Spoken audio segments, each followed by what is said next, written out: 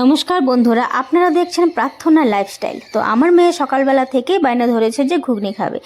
আমার শরীরটা বেশি ভালো না থাকাতে আমার হাজব্যান্ড বলেছে নো প্রবলেম, আমি বানিয়ে দিচ্ছি ঘুগনি, দেখবে কি খেতে কেমন হয়।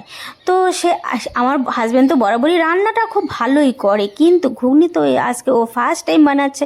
তো আমার কাছ থেকে রেসিপিটা শুনে ও তার মধ্যে ও নিজের মতো করে বানিয়ে ফেললো ঘুগনিটা খেতে যা দুর্দান্ত হয়েছিল কি বলবো আপনাদের, একদম অসম হয়েছিল বানাতে। রাস্তার ধারে বা স্কুলে যে খেতাম আমরা বা খাই এখনও ঘুগনি, তার থেকে অনেক বেটার হয়েছিল। তো আমরা তো ঘুগনির মধ্যে একটু পেঁয়াজ আর লেবু চিপে নিয়েছিলাম, তারপরে আমরা সেটা খেয়েছি মুড়ি এবং পাউরুটি দিয়ে।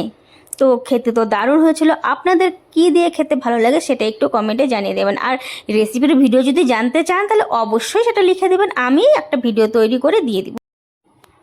তো আমার চ্যানেলটা একটা লাইক এবং সাবস্ক্রাইব করে দিও প্লিজ।